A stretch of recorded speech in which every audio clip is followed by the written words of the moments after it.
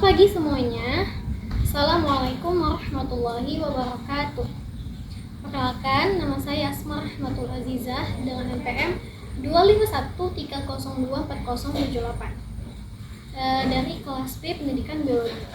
Di sini saya akan membuat video untuk menunaikan tugas dari mata kuliah Bahasa Indonesia yang diampu oleh Ibu Destiani MPD.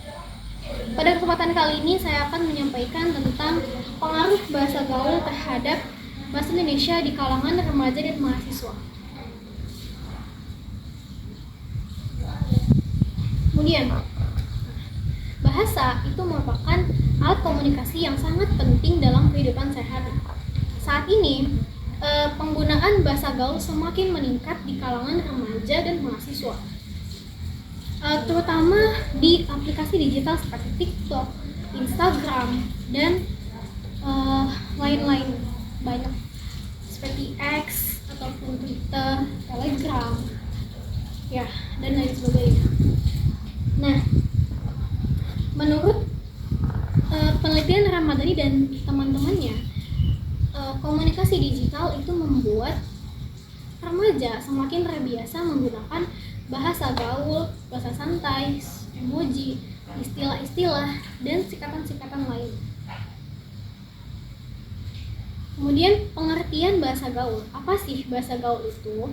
Bahasa gaul merupakan bahasa tidak resmi, tidak formal, ataupun bahasa santai yang dipakai di dalam kehidupan sehari-hari kita. Nah, dan biasanya bahasa gaul itu santai dan tidak baku. Yang kedua, mengikuti tren yang sedang viral. Yang ketiga, cepat berubah dan banyak digunakan di media sosial. Contohnya seperti kata-kata spill, mager, healing, bestie ataupun best friend, dan lain sebagainya. Kemudian, faktor penyebab bahasa gaul menjadi populer. Apa sih penyebabnya?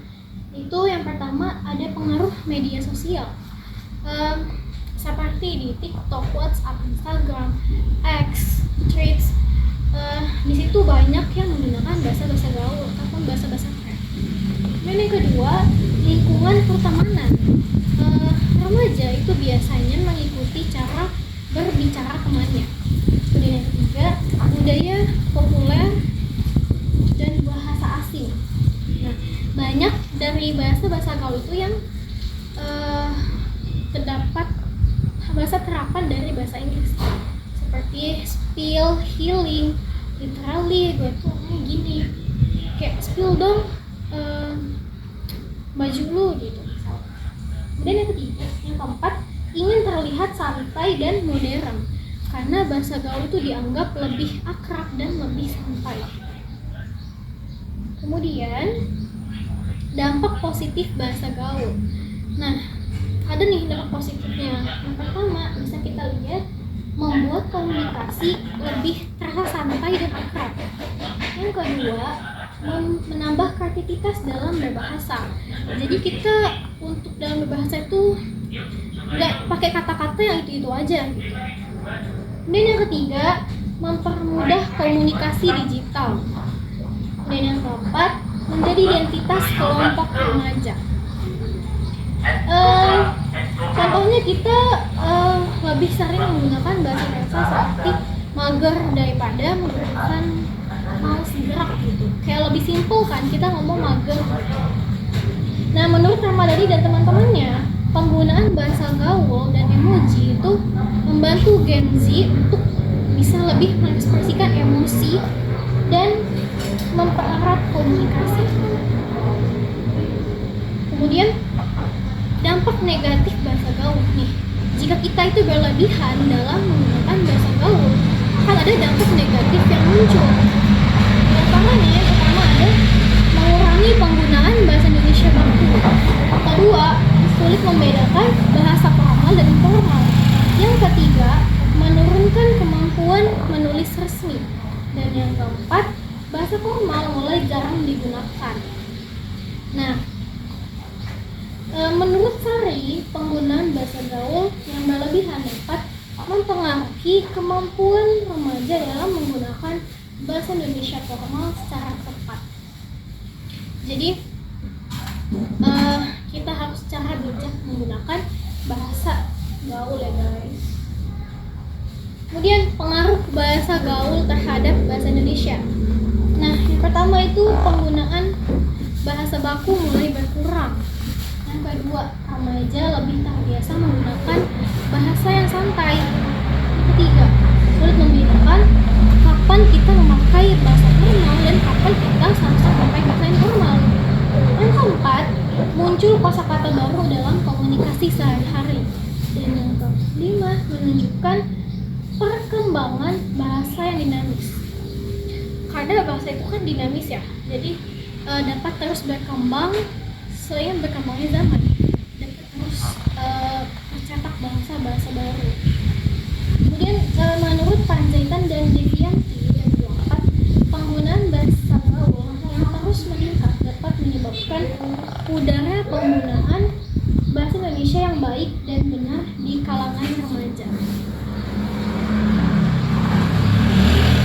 Nah, dari semua ini, dari dampak negatif yang tadi dan pengaruh itu, gimana sih cara kita menyikapi bahasa gaul ini? Gimana cara bijak kita untuk menghadapi dampak negatif dan pengaruh tadi?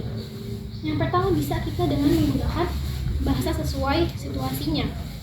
Kita lihat situasinya bagaimana, tempatnya kita sesuaikan. Dan yang kedua, tetap mempelajari bahasa Indonesia yang baik dan benar. Dan yang ketiga, tidak menggunakan bahasa gaul secara berlebihan. Dan yang keempat, menggunakan bahasa formal dalam situasi resmi, seperti dalam saat presentasi, membuat tugas, dan bicara dengan dosen, kita menggunakan bahasa yang formal. Nah, kemudian menurut Salah dan Iskandar yang kelima, remaja itu perlu bijak menggunakan bahasa gaul tanpa melupakan pentingnya menjaga bahasa Indonesia sebagai bahasa nasional kita, yaitu Indonesia. Nah, dari yang tadi saya sampaikan dapat disimpulkan bahwa bahasa gaul merupakan bagian dari komunikasi. Yang dapat saya dari pembahasannya tadi dapat disimpulkan bahwa bahasa gaul merupakan bagian dari perkembangan komunikasi di era digital. Nah, dan bahasa gaul memiliki dampak positif dan dampak negatif pada bahasa Indonesia. Oleh karena itu, apalagi kita sebagai remaja, kita harus menggunakan bahasa gaul itu secara bijak agar bahasa Indonesia tetap terjaga sampai kapanpun itu. Nah,